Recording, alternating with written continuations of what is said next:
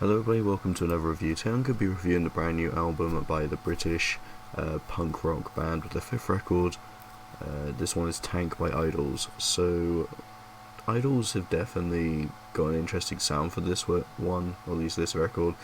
It's definitely shown that they want to be more experimental than what they were. They used to have a bit more of this raw punk energy, but it seems they're kind of going for all sorts of genre blending, or at least still keeping the punk sound, but it's going into areas like noise rock to just some more post-punk elements. But this record definitely in particular is distinguishable easily from their discography. Now, Idols definitely used to have a lot more aggression to their sound, but here with modern Idols it doesn't really occur. I mean, some of the heavier tracks we have is probably Gift Horse and Hall and Oates.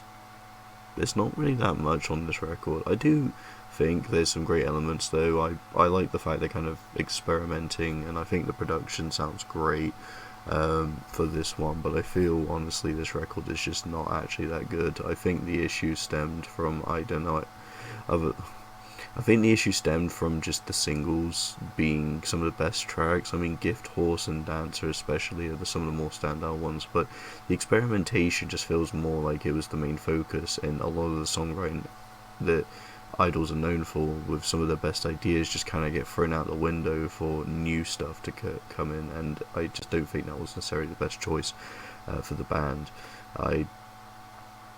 I can't say I really vibe with a lot of it, especially the first half. After Gift Horse, which I probably is sitting easily the best track, Pop Pop Pop, Roy and A Gospel just kind of land a very meh 3-track run after that, and it doesn't pick up until Dancer, and I find the second half to have some of the better tracks like Hall and Oates, Jungle and Gratitude are decent tracks, but I'm just not really big on this album as a whole. I feel like while I like bands experimenting, I think Idols just kind of push too far for this new sound, and it's cool that they want to do something different, but I think as a whole it just means a lot of the songwriting just doesn't stand out. There's not really anything memorable from a lot of these tracks. I feel the singles easily stood out because they had a lot more of that energy, that at least a little bit more of that Idol sound we know, and it just had a more interesting flow and direction to it. But I can't really say that about the non-singles. I think this album's a little bit muddled in terms of that. Like, it's definitely some really good ideas, and I don't think anything on this record is bad in the way that I hate to listen to it, but I just don't find this album enjoyable enough to go back into after just finding a lot of this to be kind of mellowed down into this weaker sort of sound that has a lot of potential, but I just don't think Idols necessarily utilised it in the right way.